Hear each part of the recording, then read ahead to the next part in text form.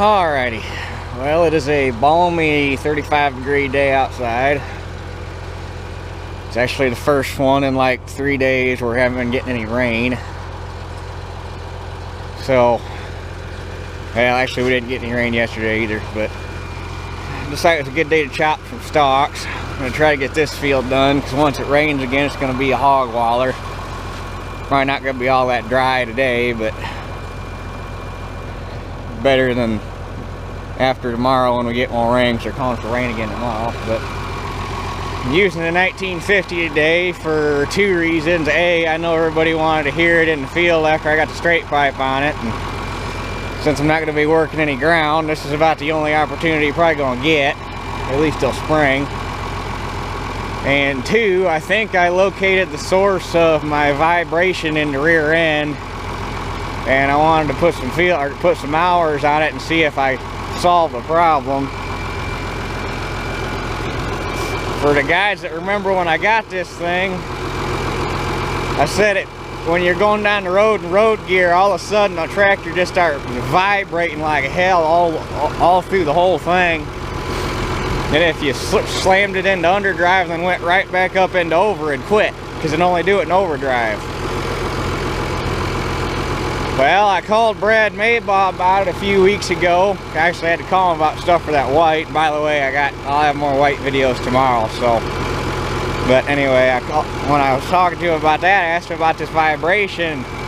Basically, he told me to check chain coupler alignment, which I did. It was out of alignment. Just because of that bolt right there.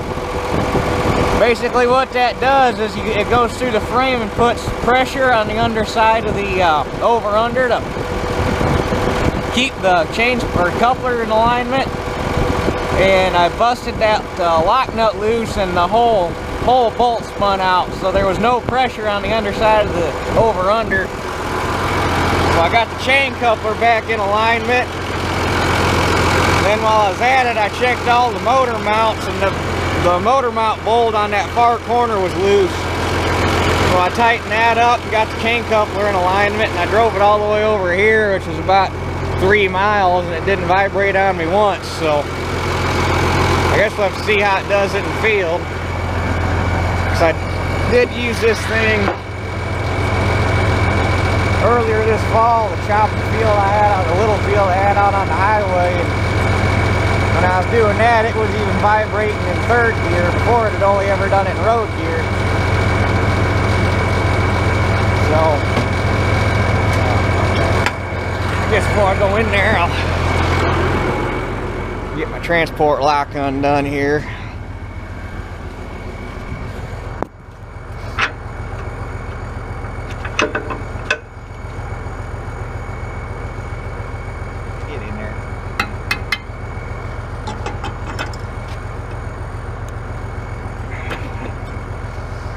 Okay, now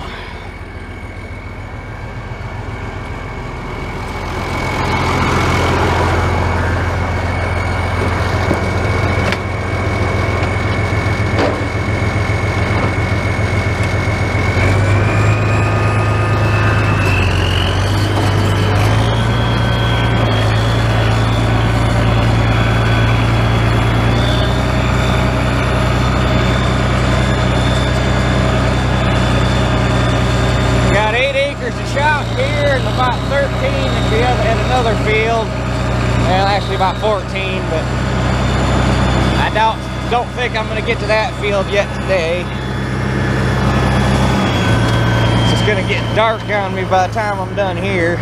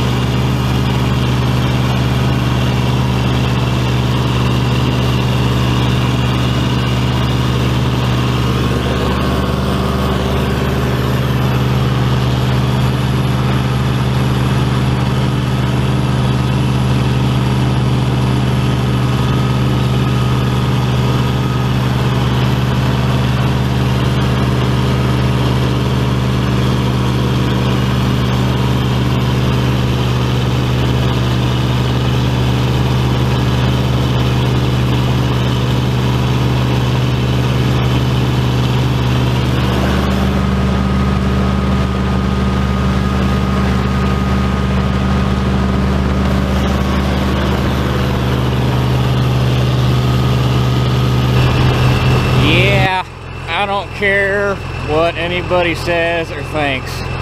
This tractor sounds amazing.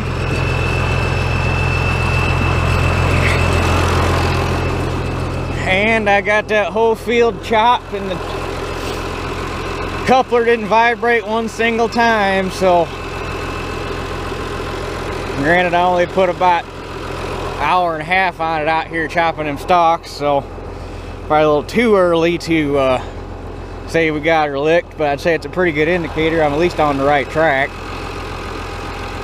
So that's also the longest and hardest it's worked since I got the head gasket done in it, and it didn't overheat, no blow by, and it didn't chuck a rod. So I think we're good there. That's always a good sign. But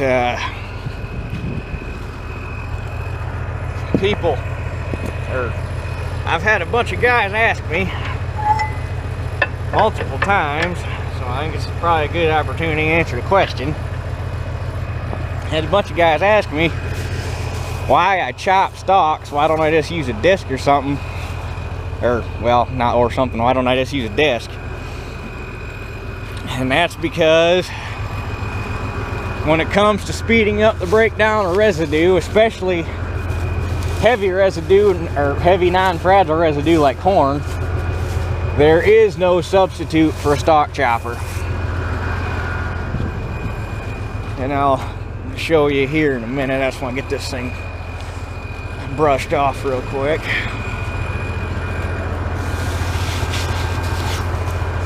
Well, I don't leave all this crap on the road.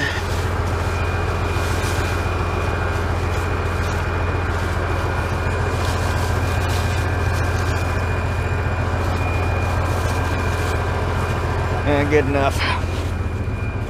Anyway, a disc is no substitute for what a stalk chopper will do. Reason being, in today's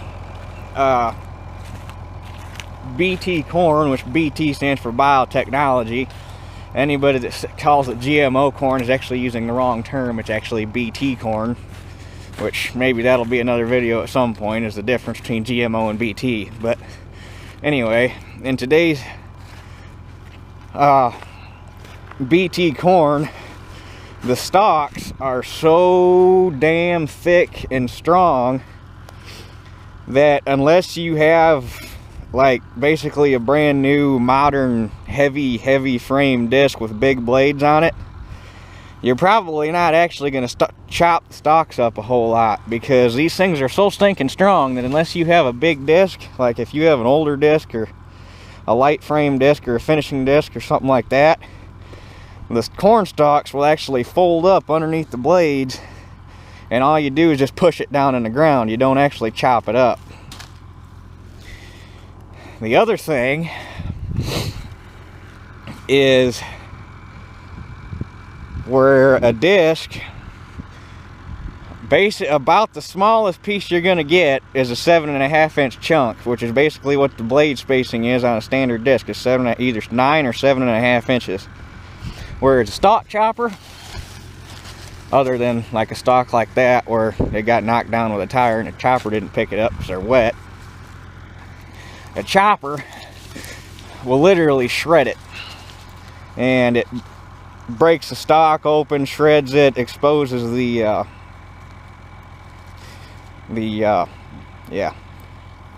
damn it, I had the word while I was driving the tractor and I forgot.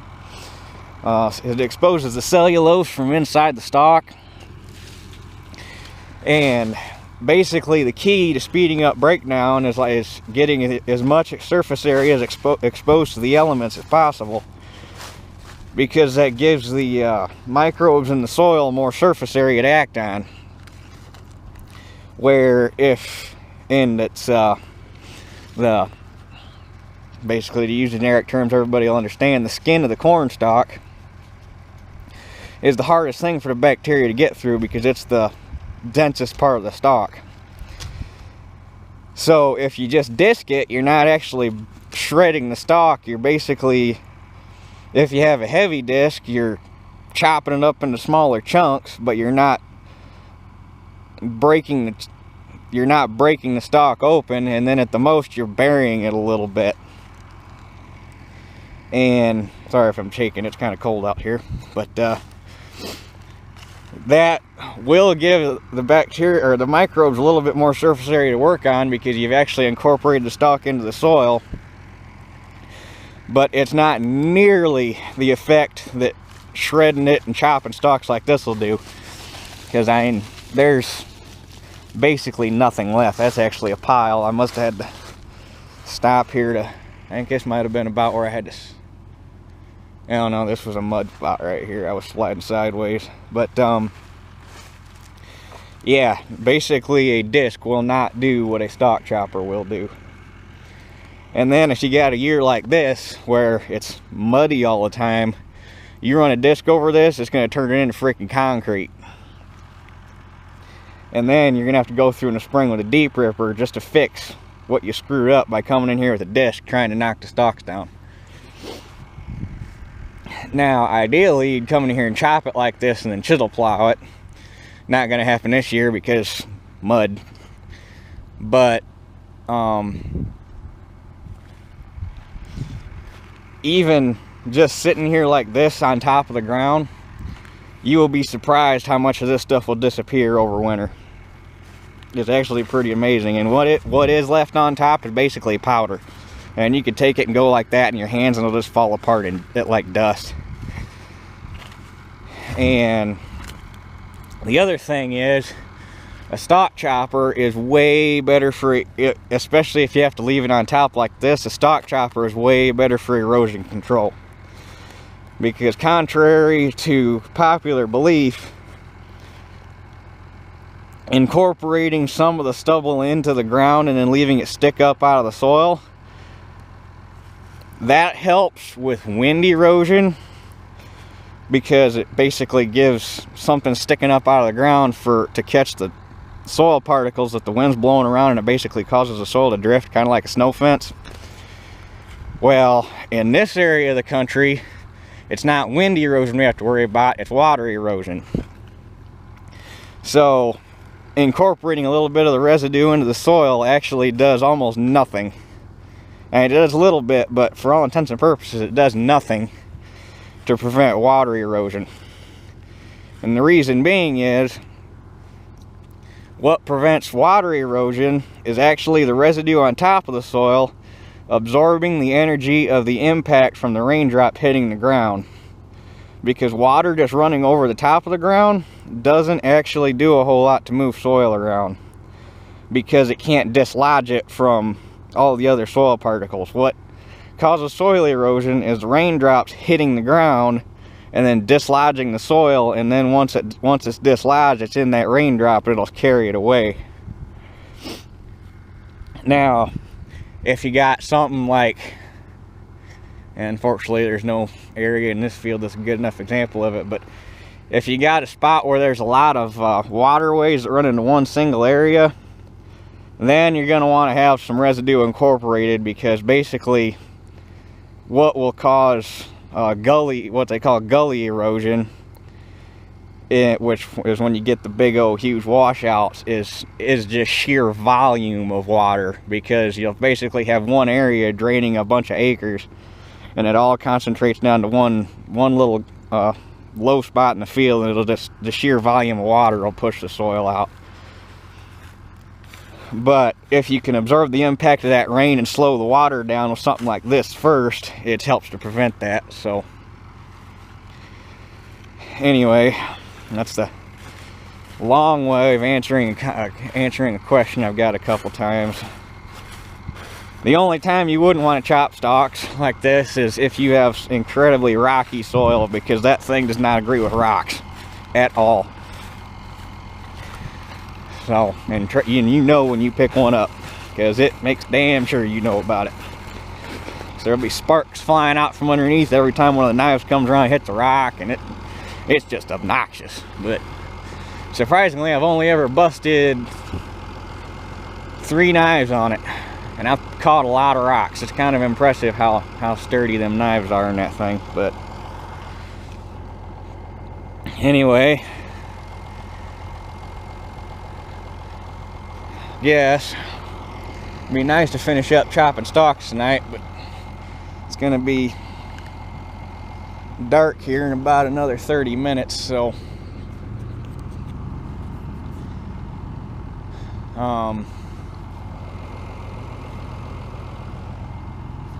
as much as I love playing in the dark, I do not love playing in the mud in the dark, so I think I'm gonna call her good for the night. Finish up chopping at a later date, since I'm not gonna get any tillage done. It ain't like I'm in too much of an all-fired hurry to get it done, so anyway, I guess that does it for this one. We'll catch y'all on the next one.